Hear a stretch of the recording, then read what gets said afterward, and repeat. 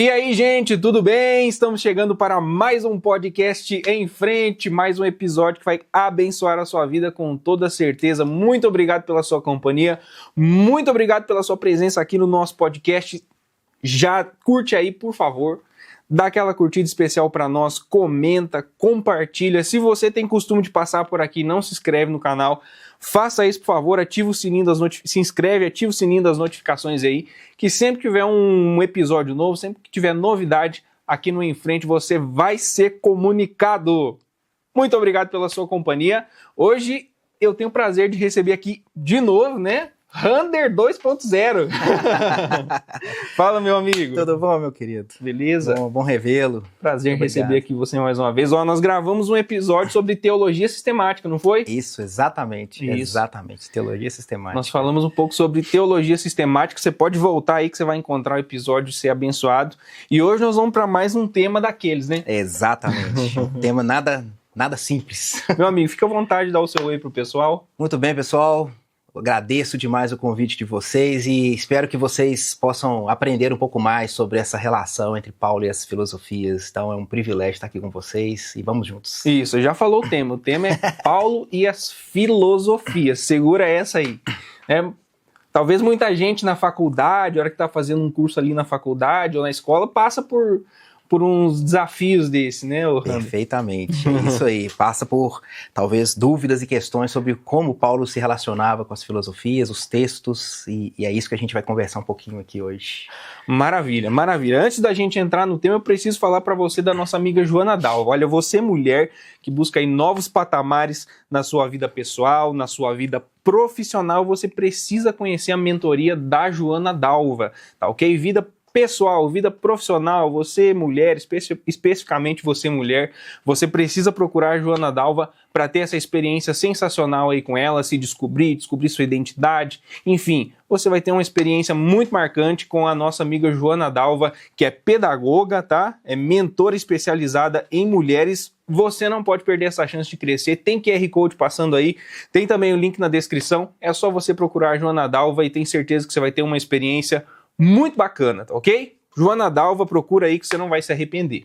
Meu amigo, vamos nessa. Vamos então para o nosso tema. Vamos né? lá. Para o nosso tema que é mais que especial hoje, Paulo e as filosofias. Tá? Paulo e as filosofias. Então, antes da gente entrar propriamente nessa relação, né, de Paulo com as filosofias ou da filosofia com os textos bíblicos, né, a gente precisa entender primeiro um pouco sobre o apóstolo Paulo, sobre quem era, né, o apóstolo Paulo. Então, vamos fazer essa base aí primeiro. Muito bom. Bom, começando sobre o apóstolo Paulo, é muito importante dizer, né, que ele foi um desses grandes nomes do cristianismo, né, para a propagação do evangelho, para a evolução. Ele é conhecido, ou ele mesmo diz que ele é conhecido como um apóstolo feito fora do tempo.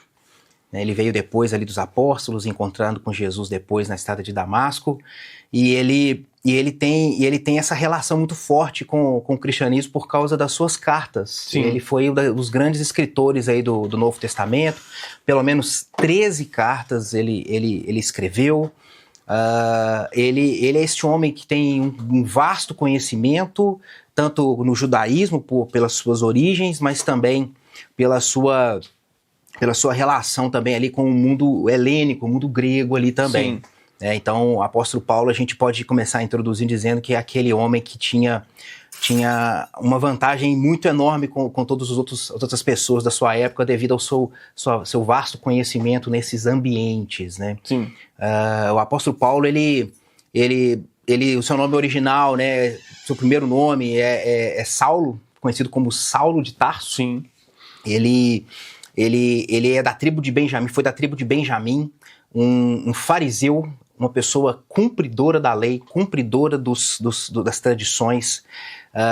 Ele nasceu originalmente em Tarso, na região da Cilícia, e essa região, só para detalhar um pouco mais, e para a gente entender essa relação dele com as filosofias, Tarso, a cidade de Tarso, que ficava dentro daquela região da Cilícia, era uma região muito importante naquela época e era uma cidade muito culta. Sim. Então aí vem a grande questão, era uma cidade muito culta, onde muitas filosofias permeavam naquele ambiente, onde Paulo nasceu, provavelmente alguns primeiros anos ali de crescimento, e essa cidade ela era muito conhecida pela sua maneira de lidar com a filosofia. Tinha muitas escolas filosóficas ali também, e dizem estudiosos que ela chegava a ser, né, e alguns estudiosos dizem isso, que ela chegava a ser até mais importante e maior que Alexandria e Éfeso.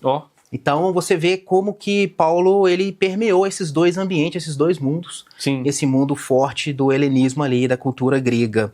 E é isso que é o apóstolo Paulo, aquele homem que através da sua vida, né, do seu trabalho missionário, plantou igrejas, promoveu um crescimento do cristianismo, né, através das suas missões, das suas empreitadas. Sim. E foi aquele homem que Deus usou para propagar, trazer as cartas como doutrina da fé cristã e nos permitir conhecer mais a Deus através das doutrinas da graça de Deus. Sim. Que foi tudo que ele fez, né? Então, essa primeira etapa aqui, só para a gente resumir quem foi o apóstolo Paulo, ou Saulo de Tarso, como ele era conhecido. E é interessante que Paulo ele sempre teve que ser bom na retórica, né? Porque Exatamente. Você até trouxe a questão, né, de que Paulo é um apóstolo fora do tempo, né?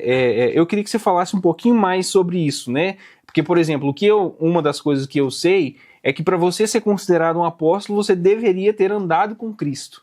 Perfeito. Esse era um dos, talvez por isso, ou um dos motivos, né, é que Paulo teve que se defender tanto, né? Perfeitamente, exatamente. Paulo ele, quando ele diz isso, ele se remete a esse encontro, talvez, vamos dizer, tardio com Cristo.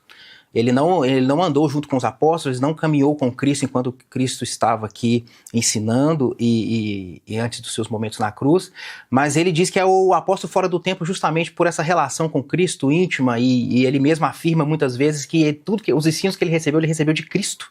Né?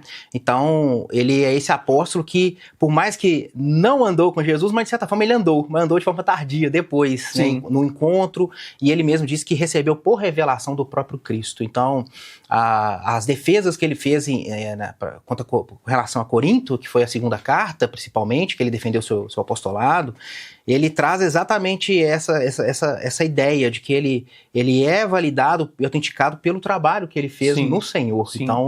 Então essa é a grande relação dele com essa questão do apostolado dele. Ele veio fora do tempo, mas a partir de Cristo ali, trazendo, né, tendo esse encontro com Cristo tardio, mas Cristo o trazendo e dando as revelações, tudo aquilo que ele recebeu do Senhor. Então isso já o valida. Agora, você acha que o apóstolo Paulo, ele passou por um momento de conversão, naquele momento do encontro com Cristo, ele se converteu ali, ou você acha que o apóstolo Paulo, eu digo isso porque eu andei dando uma olhada no material do N.T. Wright, né, ele tem uma biografia do apóstolo Paulo. Sim, perfeito. E ele não trata aquele encontro de Paulo como uma conversão, mas como uma renovação do entendimento, uma espécie de uma nova visão. O que você pensa sobre isso? Talvez você tenha um entendimento de algum outro material. A leitura que o N.T. Wright traz, ele talvez só muda as palavras. Sim. O que a gente chama hoje de conversão é essa mudança, esse novo curso da vida que a gente leva, né, que as pessoas levam a partir do encontro com Jesus. O que parece é que Paulo, quando ele tem esse encontro com Jesus, ele tem essa mente, vamos dizer, que ele mesmo usa em Romanos 12, a mente renovada. Mente renovada. Exatamente, ele tem esse encontro e parece que tudo aquilo que ele tinha de conhecimento e de base, agora ele recebe um novo olhar. Isso. Uma nova leitura, uma nova perspectiva, não a perspectiva de Paulo, como N.T. Wright talvez diz, mas ele tem uma nova... Ele agora começa a perceber e encaixar melhor agora tudo que ele conhece a partir da lente de Cristo. Porque ele não era um cara que não conhecia, né? Como ele mesmo fala, ele era profundamente conhecedor, mesmo antes desse encontro. Exatamente, né? E é isso mesmo. Ele era um judeu, assim... zeloso. E fariseu, como você falou. Exatamente, um fariseu, e depois a gente pode detalhar um pouquinho mais dessa relação dele com o judaísmo, mas ele era esse fariseu que cresceu num lar que respeitava e vivia, né, os costumes e tradições, né, a tradição oral, as tradições e os costumes, tudo aquilo que um judeu deveria fazer. E ele diz que ele era cumpridor e era zeloso. Ele ainda dizia que ele era até melhor que os seus compatriotas, aqueles do seu tempo. Sim, sim. Então, fariseu dos fariseus. Exatamente. E aí, remetendo isso, né, quando ele dizia fariseu dos fariseus, remetendo ao seu ensino, ao seu aprendizado sob os pés de Gamaliel. Então, Paulo, ele era esse homem totalmente diferenciado na sua época. Sim. Diferenciado. Isso nós ainda só estamos falando do contexto judaico, né? Sim. Então, Paulo, ele tinha essas vantagens de ter esse conhecimento robusto, e aí, a partir dessa lente aberta, agora dessa visão aberta através de Cristo, do encontro com Cristo, ele agora consegue encaixar e ajustar o seu conhecimento agora a partir das profecias, a partir daquilo que Cristo é. Sim, e aí, que você vê a grande vantagem que ele tem a partir disso. Vamos detalhar mais um pouquinho, então, a relação de Paulo com o judaísmo. Vamos trazer Perfeito.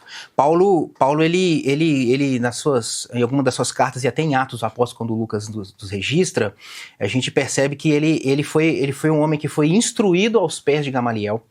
E quem era Gamaliel? Gamaliel, ele era um membro do Sinédrio, também fariseu. Ele era um fariseu muito respeitado na sua época.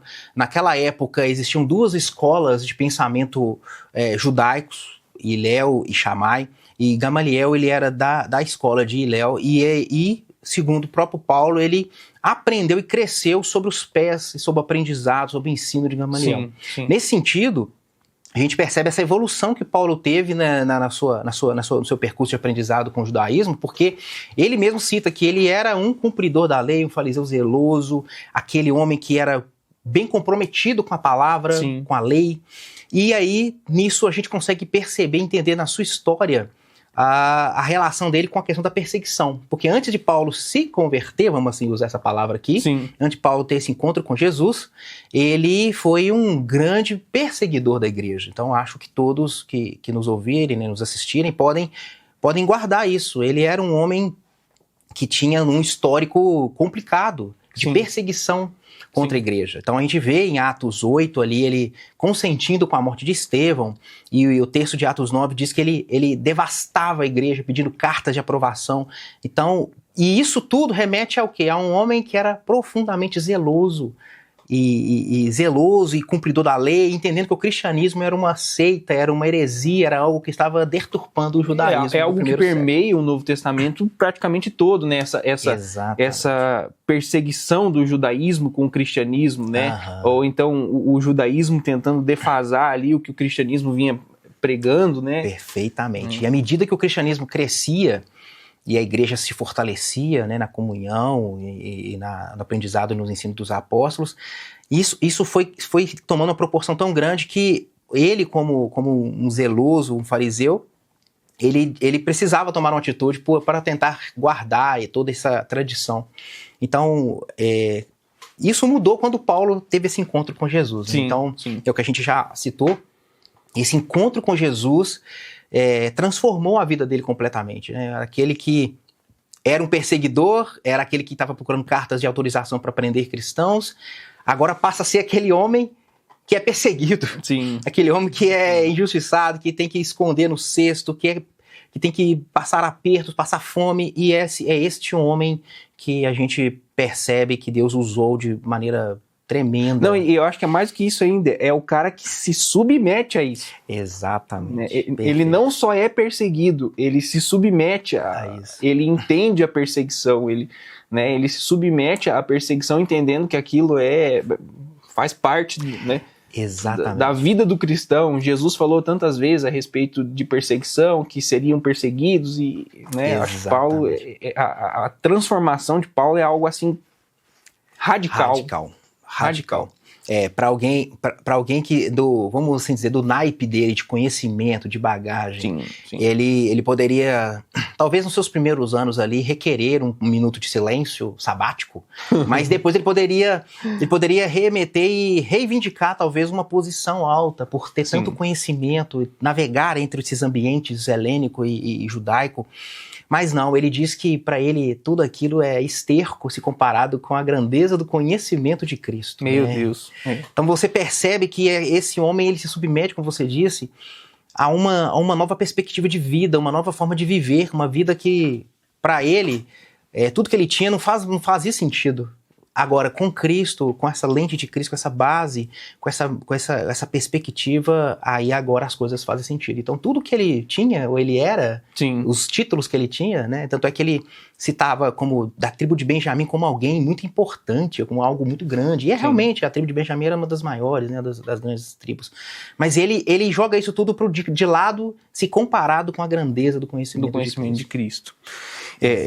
Ô Randro, enquanto você toma uma aguinha aqui, eu vou falar para você e para os nossos amigos a respeito da Autoescola do Adriano. Tá? A Autoescola Adriano é um dos nossos parceiros aqui do podcast Em Frente. Se você está precisando tirar sua carteira de motorista aí, está precisando realizar esse sonho, a Autoescola Adriano é uma excelente opção aqui em Betim, aqui no bairro Dom Bosco, em Betim, Autoescola Adriano. Você pode procurar ele através do QR Code, através do link na descrição também. Olha, tem profissionais capacitadíssimos, tá? Tem profissionais capacitadíssimos para te ajudar nesse desafio, que é um desafio muito grande, né?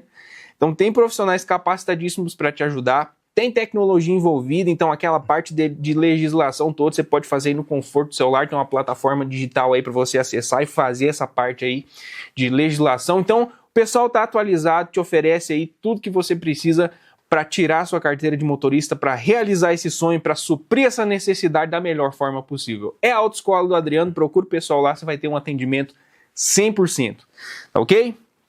Bom, ô Rander, vamos falar aqui então da relação de Paulo com as filosofias. Nós já entendemos um pouco de quem era Paulo, a relação dele com o judaísmo e a relação dele com as filosofias agora, e aí a gente começa...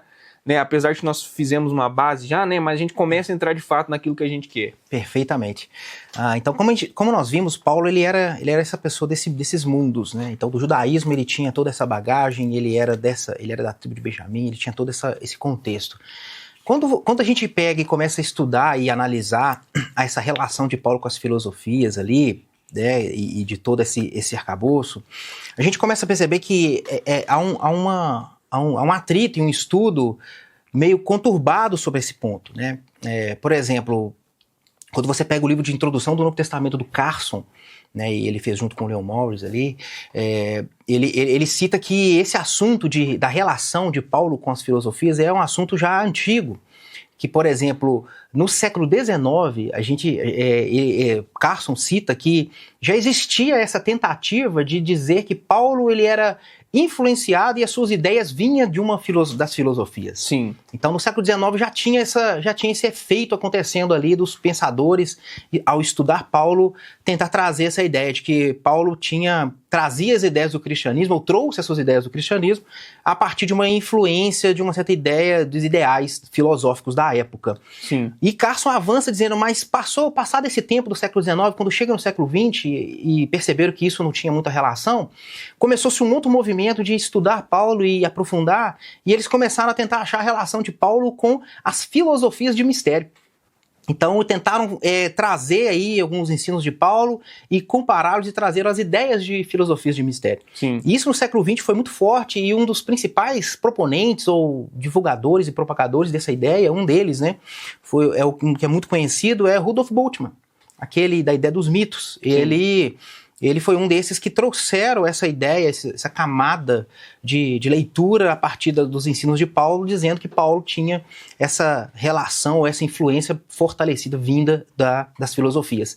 Mas Carson, quando ele avança nessa parte dessa explicação e ele chega no final do seu argumento, ele conclui dizendo, olha, na verdade Paulo, ele era um profundo conhecedor das filosofias gregas. Sim. Ele era muito entendido do contexto grego, e claro, vindo de Tarso, e toda a cultura que veio ali oriunda dessa época visto, e Carson cita muito bem isso, que Paulo ele tinha esse grande conhecimento, e não por influência, mas por conhecer. Sim. Por saber como é que acontecia e como é que as filosofias funcionavam na época. Sim. E Carson avança e ainda diz, olha, e isso ele usava de maneira brilhante para poder propagar mais o evangelho. Sim. Para poder fazer um contato aproximado daqueles ouvintes de qual ele estava dialogando. Então apesar de ter tido esses esforços de tentar trazer uma relação forte, talvez de nível de influência de Paulo com as filosofias, mas o que Carson nos traz é que, na verdade, Paulo, ele era muito conhecedor. Então não dá para nós afirmarmos que era uma influência. Na verdade, Paulo ele conhecia muito bem. Sim. Aquela pessoa que que ele tinha um assunto que aparecia ali na esquina, ele meio que sabia um pouco daquele assunto e entendia muito bem daquele assunto. Sim, eu acho interessante, o Rander, o texto de Coríntios, né? O texto de Coríntios ali, onde a igreja estava sendo profundamente influenciada, né? Pelas filosofias, pelas escolas filosóficas, né? Né? E eu acho interessante que Paulo ele sabia abrir mão desse conhecimento quando era necessário. Porque o que acontecia, eu gosto muito desse texto, 1 Coríntios 2, fala que Paulo ele prefere pregar Cristo e Cristo crucificado. Né? Enquanto a igreja estava dizendo assim, eu sou de Paulo, né? Exatamente. Eu sou de Cristo. Alguns até dizem que esse Cristo ali foi uma... exatamente. Variação do copista ali. Né? Exatamente, foi uma variação do copista ali. Então não seria Cristo, seria Crispo, né? Um outro líder da igreja ali. E, eu sou de Paulo, eu sou de Apolo, eu sou de Cristo ou Crispo, né? E a igreja estava tomando esse mesmo rumo que as escolas filosóficas, né? Porque era um costume, os líderes, né? Os líderes filosóficos, eles tinham os seus seguidores faziam isso. Olha, eles batiam no peito e diziam, eu tenho orgulho, eu sou de, sei lá, Sócrates, eu sou de não sei quem, eu sou de não sei quem. E Paulo fala assim, não, eu abro mão disso. E Paulo tinha conhecimento para isso. Exato. Então ele fala assim, eu abro mão disso por amor. Exato. Né? Eu abro mão disso para pregar Cristo e Cristo crucificado. Exato. Então para mim essa é uma prova daquilo que você falou. Né? De que Paulo não por influência, mas porque era conhecedor. Era conhecedor. E sabia bem quando usar, sabia bem quando aplicar, né, aquilo que a filosofia trazia de bom. Exato. Ele olhava, a gente vai navegar algumas coisas na frente aí sobre algumas filosofias, mas ele tinha essa capacidade de, nesse caso, de observar que o povo estava indo para umas filosofias da época, como você citou, e de repente ele vira e diz, olha, não é para aí que vocês têm que olhar. Sim. Aí ele aponta para ele, olha, eu tô preocupado em pregar Cristo e crucificado, como você disse. Então ele já traz uma lente assim, eu conheço tudo isso que vocês estão falando, mas não é aí que vocês têm que focar. Sim. Aí ele traz a ideia de que é Cristo e este crucificado. Percebe-se que Paulo, ele por esse vasto conhecimento também que ele tinha, ele conseguia conectar as coisas de tal maneira que os seus ouvintes, eles não ficavam meio que descontextualizados. Não ficavam ali, vamos dizer, boiando no assunto como nós falamos aqui, né? Então, e é isso tudo dessa gama de arcabouço de conhecimento que Paulo tinha para poder navegar. Então Carson termina exatamente assim, e eu acredito que é esse sentido. Paulo tinha um grande conhecimento e ele usava desse conhecimento para poder trafegar e propagar mais e mais e mais o evangelho e apontar para aquele lugar, o lugar correto. Como o exemplo que você deu, ele apontou para Cristo e esse crucificado. Acho que é esse que é a grande questão. É a grande sacada, né? Exatamente. É a grande sacada. Não adianta, a gente precisa analisar o contexto todo. Às vezes a gente pega um texto ou um entendimento e fora do contexto... Exatamente. Né? Bom, Rander, vamos tratar um pouquinho da filosofia. Como era a filosofia naquele tempo? Perfeito. A filosofia, então, isso é importante a gente iniciar assim, porque... para nós chegarmos até o tempo de Paulo, aconteceu um percurso anterior, uma jornada, né? Sim. E essa jornada era interessante, a gente pelo menos ter uma ideia. Por exemplo, a gente sabe que as filosofias ali eram filosofias gregas e estavam todas permeando, né, na cultura naquele tempo, onde viviam três principais mundos ali. O mundo grego, o mundo judaico e o mundo romano. Sim. Então, as filosofias elas começaram no seguinte sentido.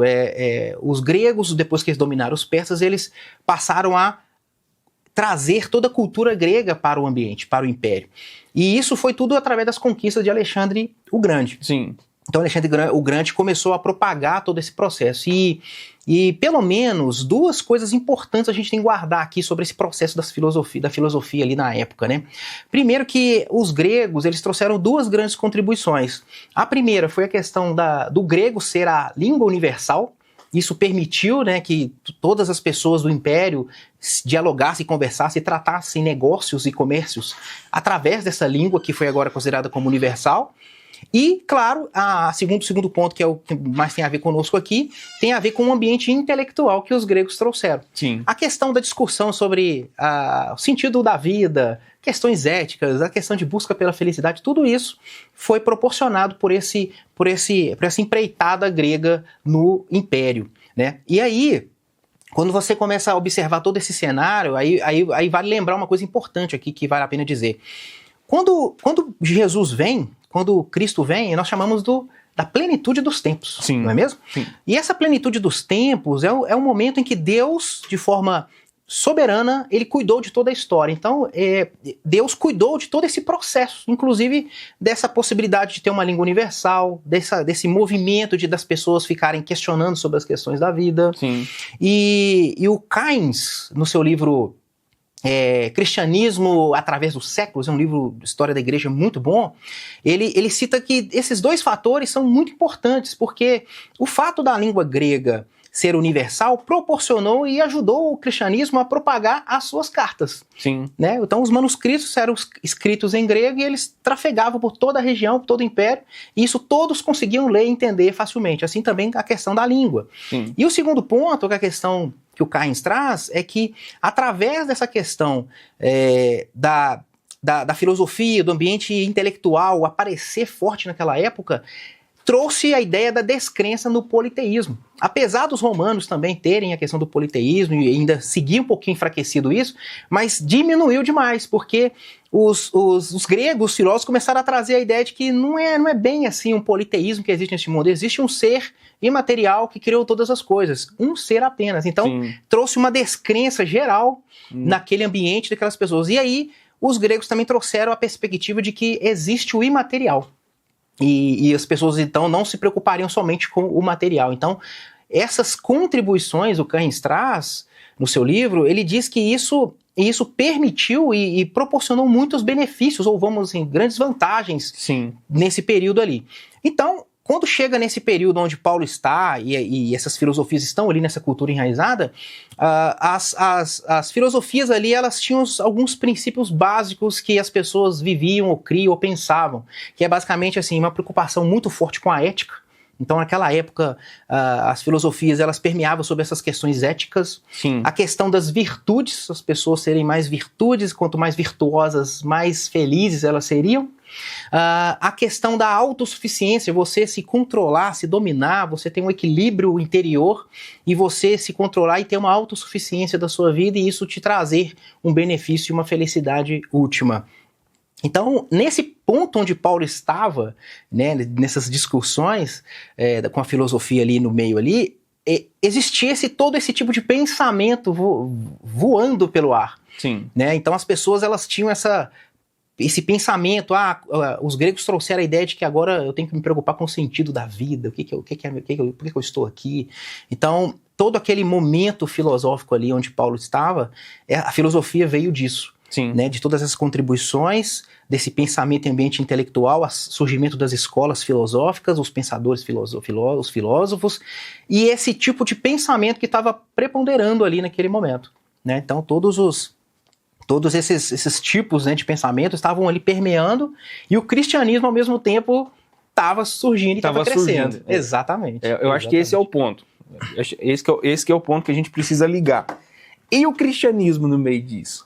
Exatamente. Né? E o cristianismo no meio disso? Porque, sim, né, o helenismo, né, esse crescimento do mundo grego acontece e, ao mesmo tempo, o cristianismo nasce. Né?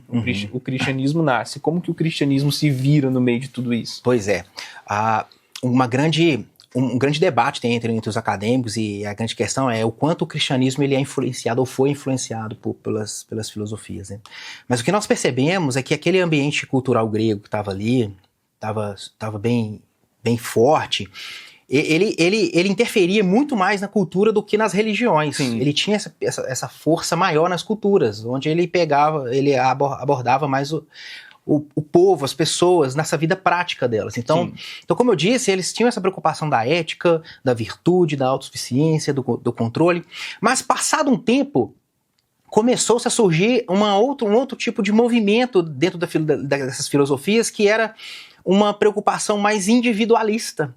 E isso nós vamos observar um pouquinho mais nessas filosofias aí estoicas e dos epicureus e dos estoicos, Sim. porque eles tinham essa ideia e começaram a fortalecer esse conceito de que nós temos que preocupar mais conosco, o egoísmo ali como ego sendo o ponto mais principal e essa questão mais individualista possível. Sim. Então, quando chega nesse período, o próprio Keynes, no seu livro do Cristianismo através dos séculos, ele aborda um ponto interessantíssimo, porque ele diz que as filosofias naquela época, elas aspiravam Deus. Elas não tinham essa vontade de buscar, de conhecer, mas aspiravam. É como se você ficasse ali olhando, conhecendo ali um pouquinho, mas não naquela intensidade. Porque para eles, e aí falando um pouco do cristianismo, para eles, Deus era mais uma questão mais abstrata. Não era uma coisa concreta. Seria mais no campo do conhecimento, né? Isso. Porque o cristianismo, e aí a gente entra talvez numa das bases fundamentais do cristianismo, que é fé e prática, né? Uhum. Então o cristianismo ele já envolve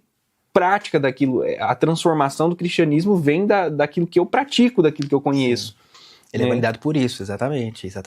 E é nesse sentido mesmo, porque aí eles, preocupados muito com essa questão da ética e da prática, Deus para eles era só esse ser imaterial que por alguma vez no mundo, na história, ele criou o universo, criou os seres e tal. E aí o Keynes diz exatamente isso, que eles tinham só uma aspiração por Deus, pelo imaterial, mas não tinha esse conceito concreto e absoluto de que Deus é um ser pessoal. Sim. E de amor. Sim. Então Deus ele ficava só nesse mundo mais ali abstrato, mais ali para eles inteligível. Sim. E é isso que ali o cristianismo estava sendo permeado ali com esse pensamento. E uma coisa interessante que se percebe naquela época, essas grandes perguntas que a filosofia fazia naquela época sobre o sentido da vida, essas filosofias naquela época elas não conseguiam responder os anseios e as dúvidas das pessoas, dos homens naquela época. E aí quando você citou N.T. Wright no seu livro Paulo, Nova Perspectiva. Sim. N.T. Wright diz que a filosofia naquela época não conseguiu responder e não conseguiu atender às demandas dos homens, sendo que aí agora o cristianismo vem surgindo, vem crescendo com a proposta de que o cristianismo tem a melhor resposta, tem a resposta para esses anseios. E aí N.T. Wright diz que é isso que o cristianismo veio e apresentou, né? Apesar da cultura vindo, toda essa gama de filosofias, o cristianismo vem e apresenta, nós temos uma resposta para a esperança que está proposta em Deus, nós temos a resposta para o propósito da vida. Sim. E aquilo que as filosofias não conseguiam atender e responder, porque viver ali naquele ambiente, as filosofias não conseguiam retornar com a resposta adequada para os homens. Então o cristianismo ele não sofreu essa influência, na verdade ele veio como uma resposta à falha que os filósofos e as filosofias daquela época não conseguiram suprir e não conseguiram atender. Então aí o cristianismo vem com as cartas de Paulo, com os discursos de Paulo e apresenta o cristianismo tal como ele é, aquele que tem a resposta para a esperança, para os anseios da vida humana. Assim como hoje, se a gente for falar com pessoas que nos assistem,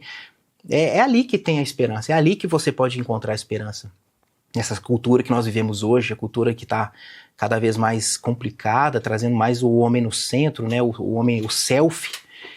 Hoje a gente observa e percebe o quanto isso tem relação com aqueles tempos de Paulo. Porque hoje o que o cristão pode dizer é: no cristianismo, em Jesus, você consegue encontrar esperança e a resposta para os seus anseios e para as suas dificuldades. Glória a Deus. É isso aí. Glória a Deus. Olha, se você está precisando de uma esperança aí para reformar a sua casa, né? Tá precisando. O David essa semana usou os parafusos lá da Fixar Parafusos, né, David? O David usou para fixar o telhado lá da casa dele. Tava chovendo, né, David? Tava molhando. Rapaz, a Fixar Parafusos tá ali na linha de trem, do ladinho da linha de trem do Alterosa, no cruzamento ali da linha de trem do bairro Alterosa aqui em Betim, com excelentes opções para você na área de fixação, vedações, máquinas elétricas, ferramentas manuais. Você encontra tudo ali na Fixar Parafusos. É só você chegar lá que vai ter aquele atendimento de qualidade, precinho especial que só a Fixar Parafusos faz para você, tá ok? Procura o pessoal lá, tem QR Code passando aí, clica no link da descrição e você vai falar com o atendente da Fixar Parafusos, tem certeza que você vai sair satisfeitíssimo, tá ok? nossos amigos parceiros aqui do podcast Em Frente Fixar Parafusos. Perfeito. É isso mesmo. Ô Rander, bom, vamos entrar mais profundo, né? Você percebeu que nós estamos só aprofundando. Só descendo, né? Os degraus. Exatamente. As principais filosofias, né? Acredito que você vai entrar na ideia das escolas filosóficas agora. As principais filosofias, que se a gente fosse falar todas, precisaria de uns 3 dias de podcast aqui, mais ou menos, né? Exatamente. Perfeito. Bom, não dá para falar de todas, mas dá pra gente citar pelo menos algumas e essas que tem talvez uma relação mais forte com os textos bíblicos, ou alguma coisa que Paulo citou. Mas pelo menos algumas aqui que dá pra gente falar rapidinho. Nós temos pelo menos assim 4 que podem nos apontar ali e ver alguma relação com o cristianismo ali, ou alguma questão com os textos bíblicos. A primeira são os estoicos. Rapidinho sobre eles. Eles tinham uma ideia de busca pela felicidade. Eles não viam o sofrimento como algo bom, então eles sempre diziam que eles deveriam fugir do sofrimento. Era um grupo que era contra a busca pelo prazer. Eles eram mais adeptos a uma vida mesmo de autocontrole, uma vida de se auto-encontrar dentro e um equilíbrio interno para que alcançasse a felicidade. Então esses são os estoicos. Os epicureus têm uma relação muito próxima, parecida, né? E uma coisa antes, né? Os estoicos veio de Zenão e epicureus de Epicuro. Né? E os epicureus, eles tinham uma ideia, uma filosofia de também busca pela felicidade como sentido último da vida. Você tinha que alcançar a felicidade, de sentido pleno. Eles já eram adeptos a buscar satisfação do prazer, mas não no prazer que a gente hoje talvez entenda no sentido negativo, mas um prazer mais equilibrado. Sim. Então eles buscavam coisas prazerosas, mas não no sentido mais pejorativo. Não no sentido carnal exatamente, exatamente, no sentido carnal da coisa. E eles também, eles criam menos no sobrenatural. Então eles eram mais ali no nível ali mais racional e mais direto. Um outro grupo que poderíamos citar, que também era muito, muito forte naquela época, eram os cínicos, que era um grupo que eles eram mais adeptos a uma vida simples. Então eles não tinham muito de buscar riqueza, status. Eles, na verdade, eram muito contra isso. Eles não concordavam com uma aspiração de vida, a busca pela riqueza e pelo status, pelo poder. Sim, sim. Eles eram mais simples e eles não eram adeptos a convenções sociais. Então eles ficavam mais reclusos, mais retirados, exatamente. E por último, não menos importante, o platonismo, que talvez é o mais conhecido dentre essas filosofias, né?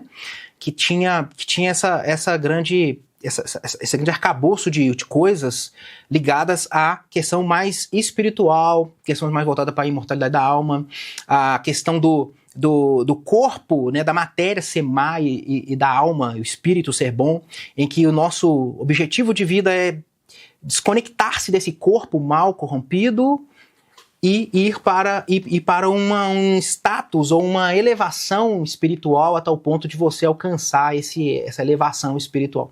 Então, basicamente, essas 4 ali estavam permeando, pelo menos 2 dessas Paulo conversou diretamente.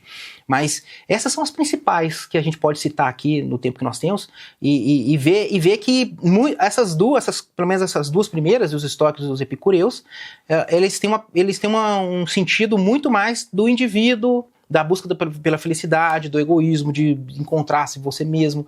Então é isso que começou a avançar naquele período ali. As pessoas em volta dessa cultura estavam com esse tipo de pensamento, estavam com esse tipo de entendimento, de uma vida mais individualista e menos... E aí você percebe as igrejas que Paulo fundou em volta a uma cultura grega, em volta a um ambiente que as pessoas... Paulo tem que várias vezes nas suas cartas dizer e relatar e mostrar que nós devemos ser servos, né, e não ser servidos, que o nosso sentido último não é essa felicidade, mas a glória de Deus. Então a gente consegue ver essas pontos de argumentos de Paulo, né, que ele usa em contraponto a essas filosofias daquela época. Sim. Eu já ouvi de diversas pessoas, talvez você já ouviu essa expressão também, né? E talvez seja a dúvida de muitas pessoas que nos assistem. Antes da gente perguntar, antes da gente fazer uma relação, que eu acho que talvez esse seja a questão principal, todo mundo está se perguntando, mas cadê o texto bíblico? Vai chegar, calma aí, gente, vai chegar.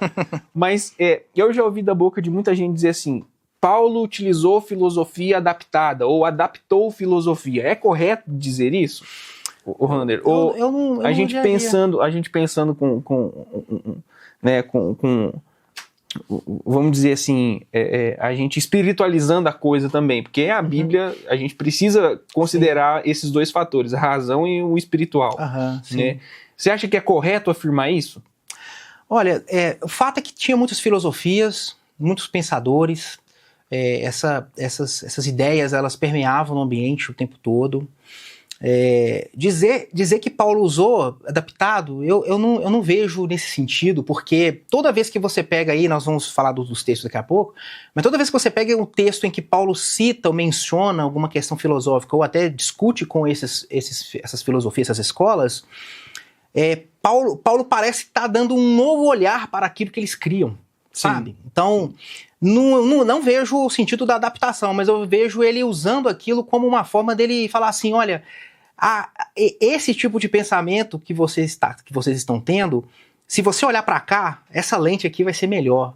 Você vai direcionar melhor a sua vida. Sim. Parece que Paulo ele não usava de adaptações. Sim. Mas ele usava de paralelismos e comparações. Tipo assim, não é aquela coisa proposital. Desculpe a simplicidade da comparação aqui, mas não é igual uma paródia, por exemplo, que você vai lá, pega uma música, né, ou pega alguma coisa e cria outra baseada naquela. Não seria isso. Não seria esse nesse tipo sentido. Assim, seria mais ou menos a ideia. Como hoje, a gente tem discussões acerca de como se viver, discussões acerca de, para mim chegar a tal ponto, é melhor esse caminho, e Paulo então entra com o evangelho. Seria mais ou menos Exato, isso. Principalmente nos discursos que ele tem ali em Atos 17, fica claro que ele usa aquilo e depois ele vem e mostra que aquilo que eles criam, na verdade, é o próprio Deus. Então Sim. ele não adaptou, ele só apontou para o lugar certo. Ele apontou para um caminho, ele direcionou a luz, tirou as pessoas de umas trevas e trouxe para uma luz. Paulo ele não usou de adaptação. Eu acho que ele usou de artifício para ele mostrar um caminho para as pessoas ali, para os seus ouvintes naquela época. Então não vejo, né, assim, olhando até mesmo os outros estudiosos, eu não vi nenhum deles, né? E olha que eu olhei F.F. Bruce, eu olhei o Carson, e outros teólogos, alguns artigos acadêmicos americanos, e eles não vi eles mostrando um sentido de adaptação, mas sim de uso de artifício para poder fazer essa conexão, essa aproximação para apontar para o caminho e a direção certa. Parece que é isso que Paulo estava fazendo ali nos textos. Ele estava direcionando o olhar para outro lugar. Sim. Então, quando alguém talvez citou, ou o próprio Paulo citou um filósofo, ele cita, mas ao mesmo tempo ele vem cá e direciona, ele move. Tá vendo isso aqui que os seus poetas falaram? Sim. Olha só, é isso aqui, ó. Aí ele vai movia, então, ou seja, ele não adaptou, ele só fez agora, vamos pro lugar certo. Eu acho que foi mais esse sentido. Sim, entendi. Bacana demais. Bom, vamos para os textos bíblicos então. Vamos lá. Chegou a hora. Então vamos lá, ó. Existem alguns textos, aliás, vamos dar um passo antes, acho que é bom para os nossos ouvintes e pessoas que assistem. Quando Paulo cita ou apenas menciona algum poeta, algum filósofo e usa, que nós estamos até tentando reforçar muito a ideia de Paulo usar isso como um artifício para ele conectar com o ouvinte dele, nos seus discursos, até nas suas cartas, Sim.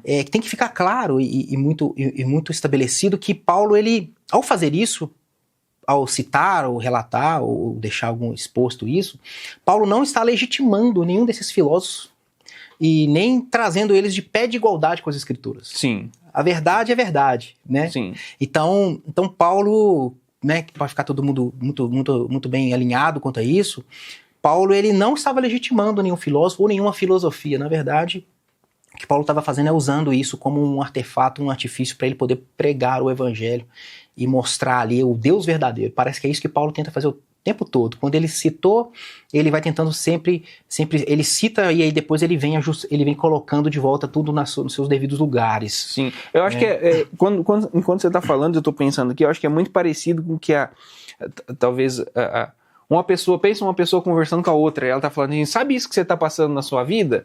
É o que diz lá. Perfeito. Não é? O que diz lá na escritura. Perfeito. Eu acho que talvez tenha muito relação. sentido com isso. É as discussões a respeito da vida, que a filosofia traz muito, né? Discussões a respeito da vida, de como se vive, de como se chega à felicidade, de como isso, de como aquilo, né? Os comos. Então, Exatamente. Paulo trazendo, olha, é assim. Exato, exatamente, e é isso. Então ele não usa no sentido de legitimar, ou validar, ou colocar em pé de igualdade, mas ele usa como um artefato, um artifício ali. Sim. E é isso que é importante, porque talvez pode soar para algumas pessoas que nos assistem, né, que Paulo citou um poeta, nossa, mas a escritura permitiu, né, como pode? Mas é como a gente está dizendo, ele usou isso devido ao seu vasto conhecimento de toda aquela cultura, pela escola ali, pelas escolas que estavam e pelo conhecimento que ele tinha, ele se aproveitou desse conhecimento para poder cada vez mais, com o público específico ali, ele propagar mais o evangelho e fazer essa conexão com esses ouvintes, né? Sim. Então, alguns textos para a gente começar, mas eu gostaria de focar apenas em um, que talvez é o principal ali, que a gente pode usar na base do discurso de Paulo em Atenas. Mas vou citar alguns aqui que a gente já viu e alguns autores, alguns acadêmicos citam, Sim. Só para a gente ter esse conhecimento mesmo, mas eu vou focar talvez mais em Atos 17.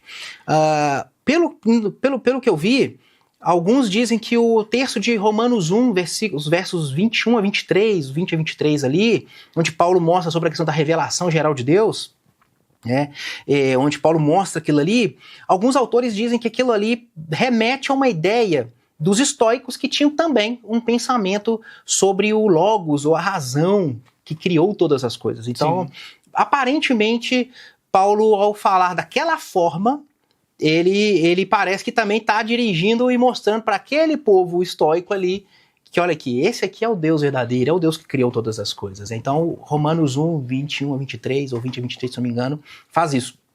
Tem um outro texto, que é o texto de Tito, capítulo 1, verso 12, se não me engano. É a hora que Paulo diz assim, assim como diz os poetas de vocês, cretenses, sempre mentirosos e preguiçosos. Sim. Parece que aquela citação é de Epimênides. Então, é um outro texto que Paulo usa. E o próprio Paulo diz que ele está falando desses poetas, né? Como diz algum dos poetas de vocês. Então, ali é uma outra citação interessante que Paulo faz sobre algum poeta, algum filósofo.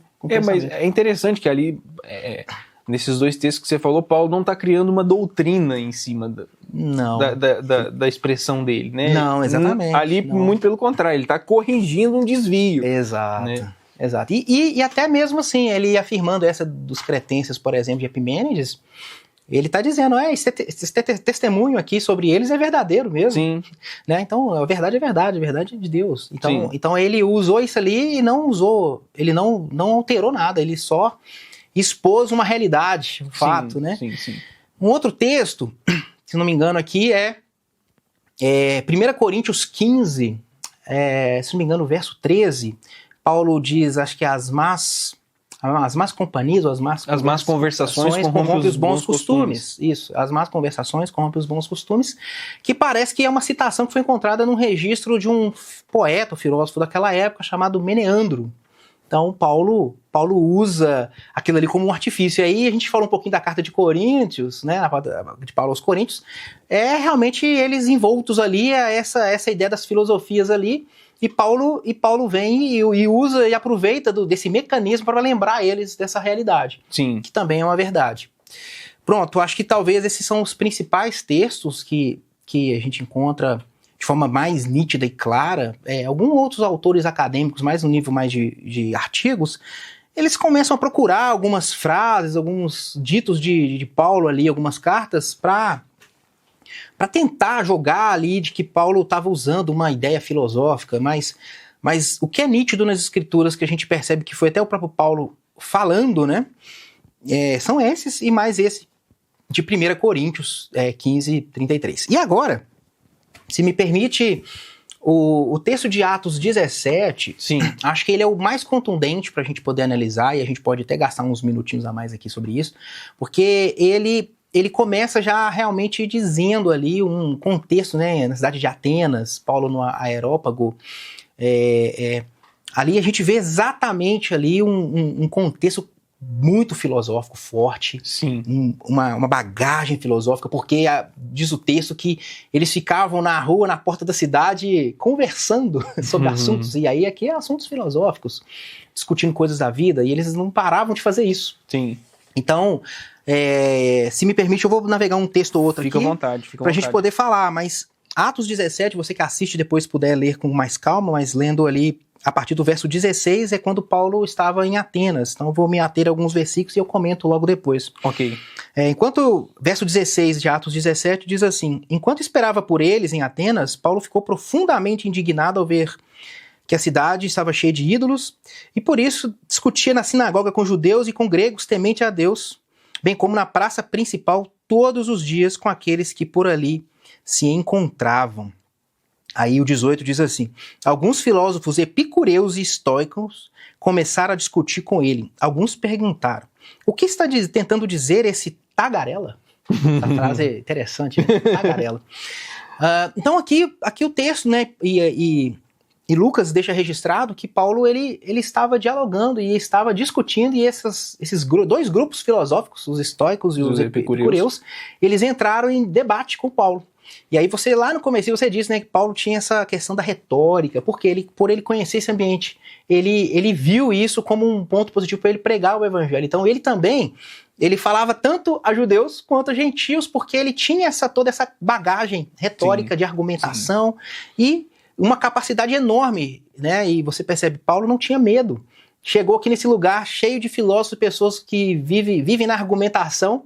Paulo continuou lá debatendo e conversando com eles. Era um cara muito seguro no seu conhecimento. Seguro no seu conhecimento. E usou o seu conhecimento em prol disso, sim, né? Sim. O objetivo último de Paulo sempre foi pregar o evangelho. A gente tem que ter isso em mente. Quando a gente for falar e pensar Paulo e as filosofias, Paulo, ele estava em mente de que ele precisava pregar o evangelho. Eu acho que esse é o grande ponto aqui. Então, quando o texto já começa dizendo isso aqui, e eles falam, o que esse tagarela está dizendo? O texto mesmo já nos responde, que diz assim, parece que ele está anunciando Deus estrangeiro, pois Paulo estava pregando as boas novas a respeito de Jesus e da ressurreição. Então, os estoicos e os epicureus, eles tinham essa ideia um pouco platônica de imortalidade da alma, de que, né, os estoicos, aliás, os epicureus nem tanto, mas eles tinham essa noção da imortalidade da alma, mas do corpo não. Então, Paulo vem e fala do Jesus ressurreto, fala da ressurreição. Então, um assunto aqui que embolou a cabeça desses epicureus e estoicos, cutucou a ferida, a onça, exatamente, foi justamente o assunto da ressurreição. Então, Paulo trouxe um assunto que não cabia naquela época, naquelas filosofias. Cabecinha deles, né? Não cabia. Qualquer filosofia que estava ali rodando e permeando ali, não cabia a ideia da ressurreição. Então, eles na hora olharam, mas o que esse tagarela está falando?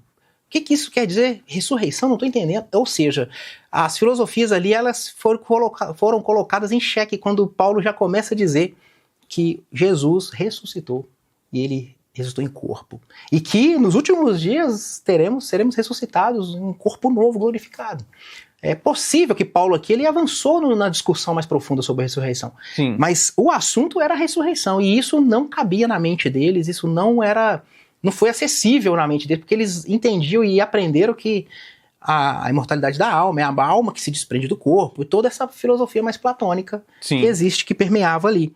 Então Paulo, nesse discurso, Paulo então ele entra nessa reunião do Areópago, né, que é um lugar onde acontecia esses debates, e quando Paulo começa a discursar, olha só como é que é interessante, Paulo usa o que eles tinham da cultura para poder trazer à tona a verdade de Deus. Quando Paulo passa e vê pela cidade aqueles monte de ídolos, aqueles monte de imagens, aquelas esculturas, ele fica indignado, mas ele usa aquilo num certo ponto para trazer uma discussão junto com aquele povo, aqueles ouvintes. Sim. Qual era o sentido? Quando Paulo diz, olha, eu vi que vocês aqui pela cidade, vocês têm muitos ídolos e tal, vocês são muito religiosos com isso, e eu vi uma inscrição chamada o Deus Desconhecido.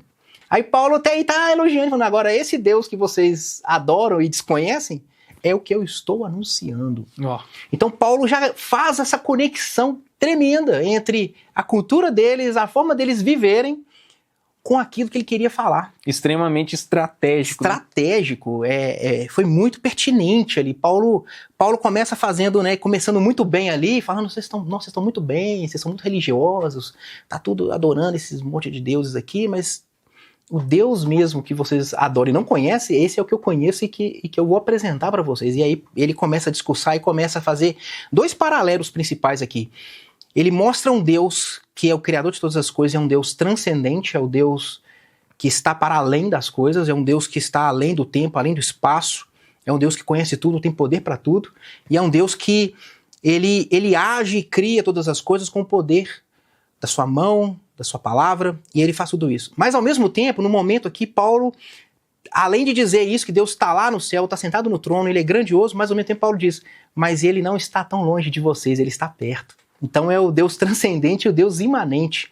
E é isso que Paulo vem trazendo para aqueles filósofos. Ele vem consertando a visão deturpada que eles aprenderam e vem trazendo eles para esse novo caminho. Que legal, cara. E olha que interessante. E Paulo faz isso de maneira brilhante, porque ele vem discorrendo, vem falando. E aí quando chega mais ou menos no verso 27, eu acho que aí ele começa a entrar mais profundamente na pregação do evangelho, no sentido pleno da coisa. Ele fala, Deus fez isso para que os homens o buscassem e talvez tateando pudessem encontrá-lo, embora não esteja longe de cada um de vocês. Então Deus está perto. E aí Paulo usa aqui 2 filósofos para poder... O termo tateando talvez seja aquela ideia do... Exatamente. Né? Tô correndo, olhando no escuro. Aquela pessoa, isso. Aí vai segurando nas paredes. Segurando nas paredes, exatamente. E aí chega no verso 28, e aí que você que nos assiste vai perceber que aqui Paulo, ele literalmente usa dois versos, né, 2 frases de 2 poetas ou filósofos daquela época para mais uma vez, né, trazer o pessoal para mais perto. Sim. E aí ele usa aqui mais uma citação de Epimênides, que ele citou lá em Tito, e traz de Arato. E aí lá no verso 28 são exatamente os dois textos que ele usa. 28 fala assim, pois nele vivemos, nos movemos e existimos.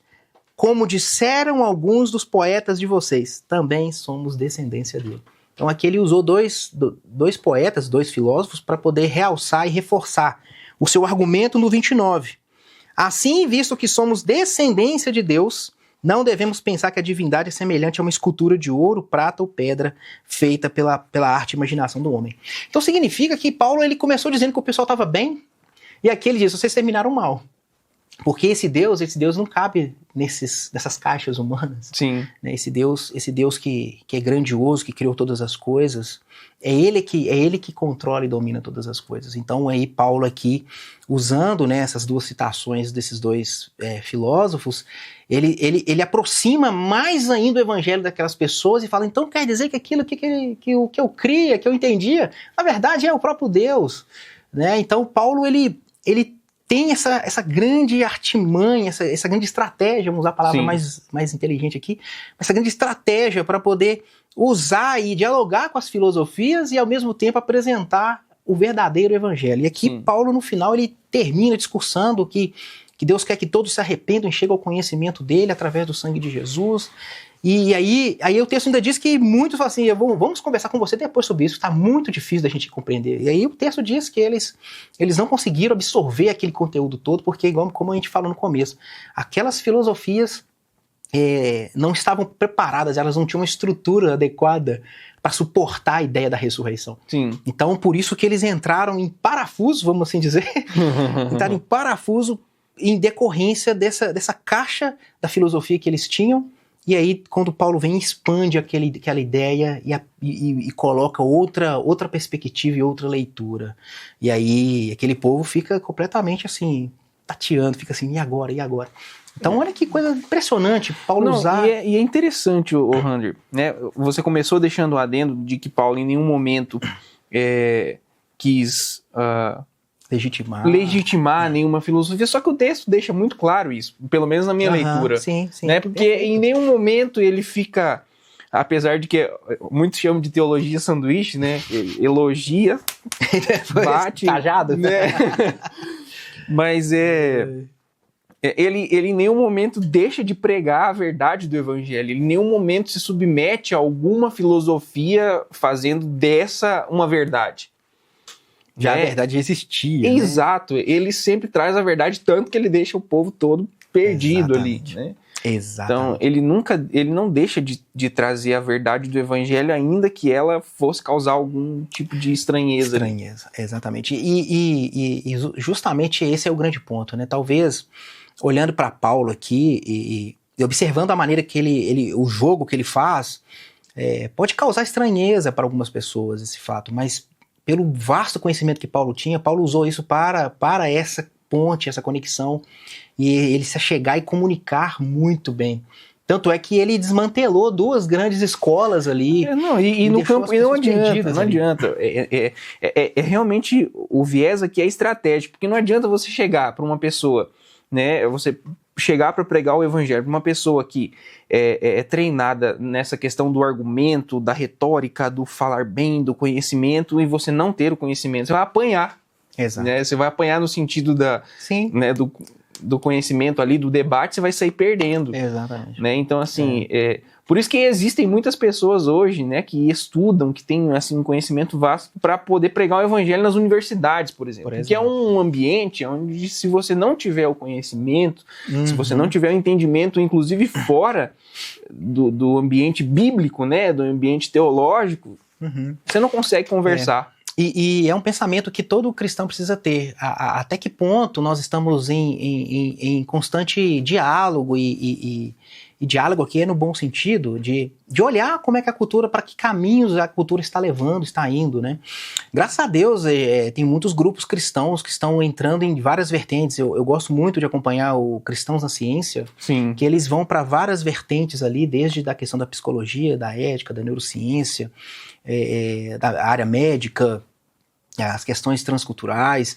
Então a gente observa que isso é a grande questão, o conhecimento, né? E Paulo é o grande exemplo. Né? Paulo diz nas suas cartas: sejam meus imitadores como eu sou de Cristo. E a gente observa Paulo usando esses mecanismos, e isso nos fortalece a pensar que nós não podemos somente desprezar, nós temos que fazer esse equilíbrio de poder também conseguir dialogar com a cultura, de trazer, como Paulo fez, esse novo olhar para o mundo, mostrando sim. o Deus que é dono do mundo. Né? Então a gente observa Paulo fazendo essa estratégia e fazendo esse tipo de jogo. Falo jogo no sentido da argumentação, do uso do conhecimento, de contrapor aquele conhecimento, né, que está ali posto. Ele faz isso de maneira brilhante pelo conhecimento vasto. Né? Tem uma frase que o pessoal usa muito no campo acadêmico, que Paulo é aquele homem muito completo, não podemos dizer totalmente completo, mas um homem muito completo, mas também complexo. Ele é um homem de 3 mundos, judaico, grego e romano.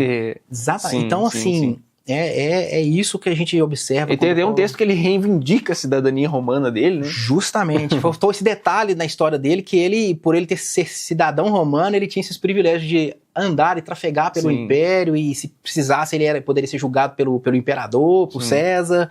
Então, olha só a dimensão que nós estamos tomando aqui na discussão, né? Paulo ele sempre com o foco o objetivo de colocar o evangelho sempre posto. Ele, ao mesmo tempo, ele vai dialogando com as culturas e com a filosofia, com o que o povo fazia na época, trazendo eles para perto do Deus verdadeiro, para perto do Cristo ressurreto, e tentando fazer essa clarificação, essa exposição clara de Cristo ali para as pessoas. Sim. Antes da gente finalizar com o nosso viés mais aplicativo dessa nossa discussão toda aqui, como que eu posso aplicar isso na minha vida, né? Como que eu posso viver isso tudo que nós falamos aqui? Eu preciso falar dos nossos amigos da Brigada Betim. Olha, se você quer ser um herói na vida real, se você está precisando fazer um curso de bombeiro civil, né, ou tem aí o desejo de seguir por essa área, por esse ramo, que é um ramo muito interessante, tá? Oferece muitas oportunidades nos dias que a gente vive, tá? Eventos, trabalhar em hospitais, enfim. Você pode procurar os amigos aí da Brigada Betim, vai ter um direcionamento especial para você.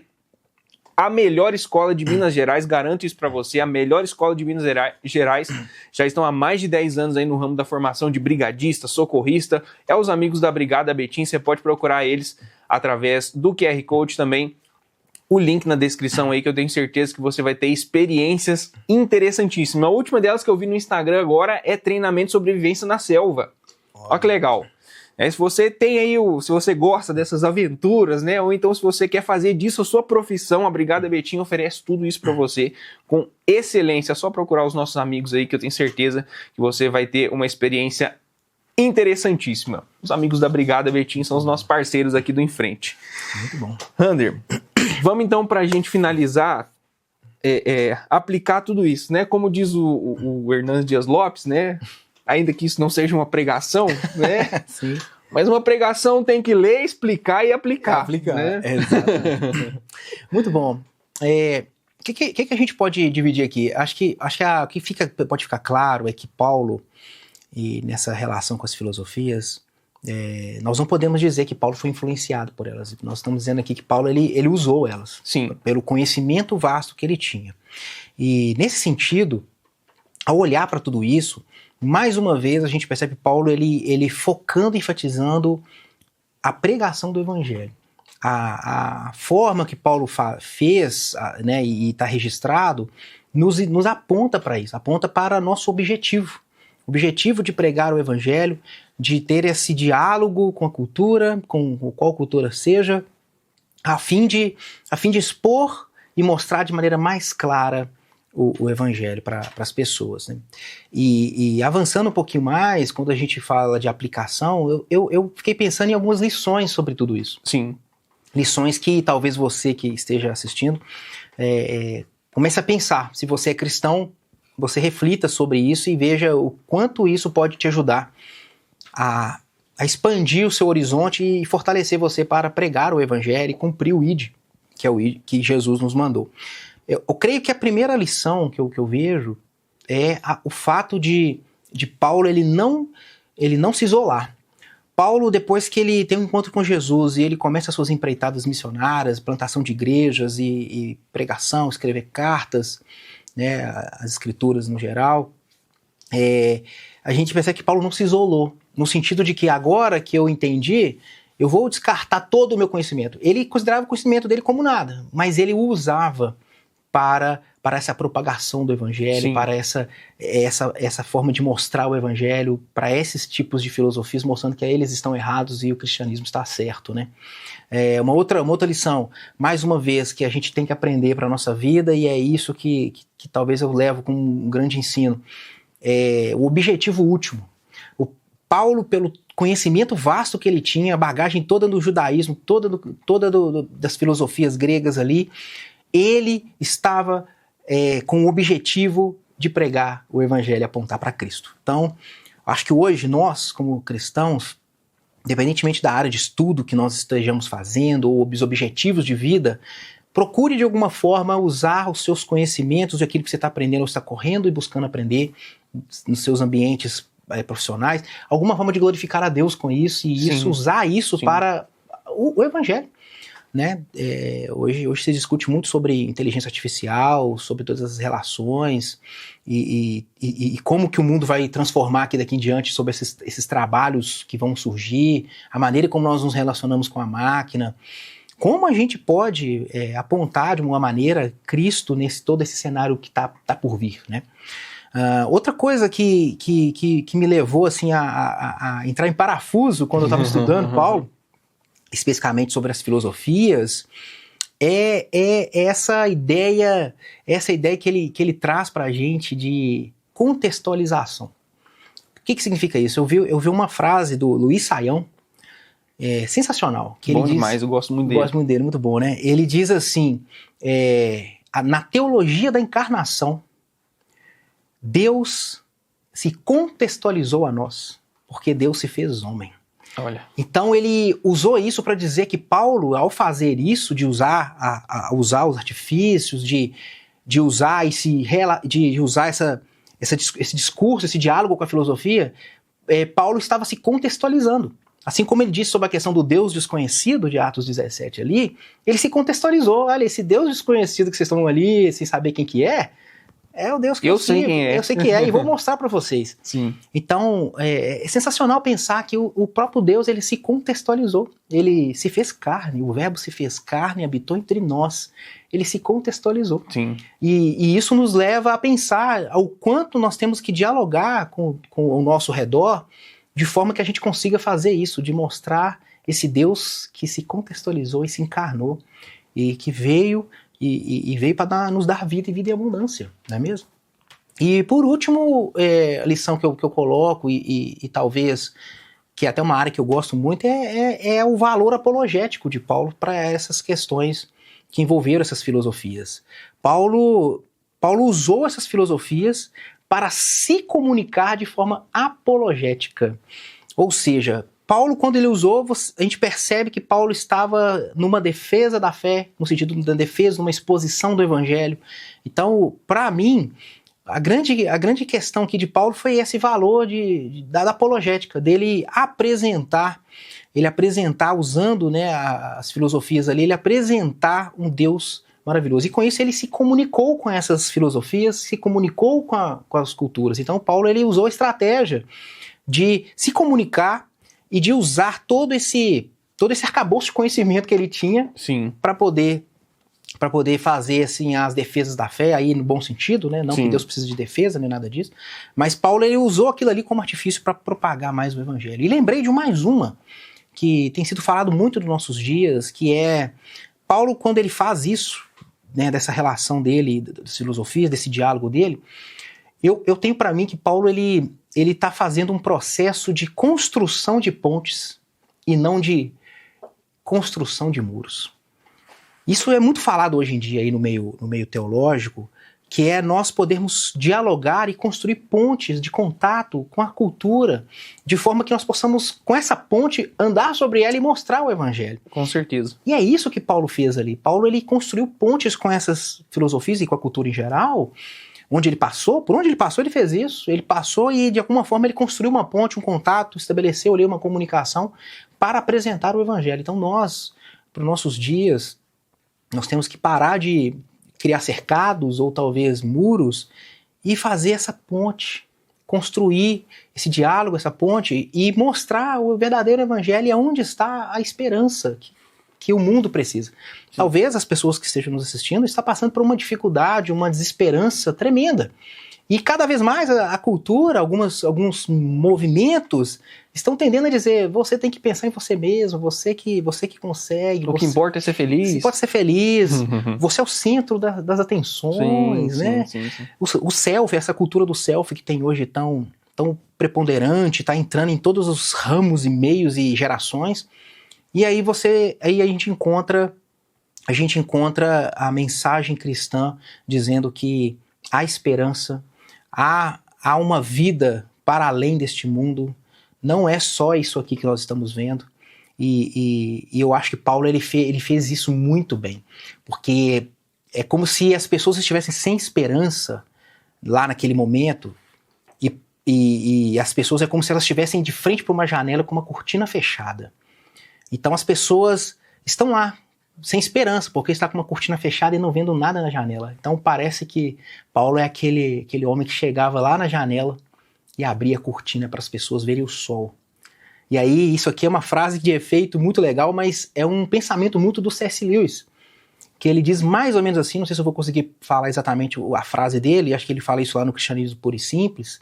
Ele diz que eu creio no cristianismo assim como eu vejo o sol.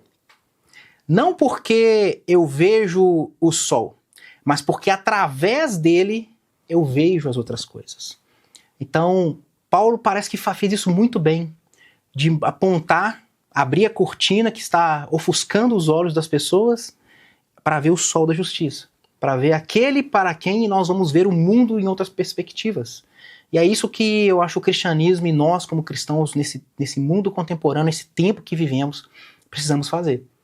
As pessoas que estão na janela, sem conseguir enxergar as coisas, nós precisamos chegar até elas, abrir a cortina, seja com o tipo de conhecimento que nós temos, com a forma que nós temos ali, sem deturpar o evangelho, sem tirar a essência do evangelho, continuando com o evangelho como ele é, assim como Paulo fez, mas abrir essa cortina e falar: tá aqui, o sol da justiça. Agora, a partir desse sol, você vai enxergar melhor todas as outras coisas e vai olhar o brilho que há neste mundo.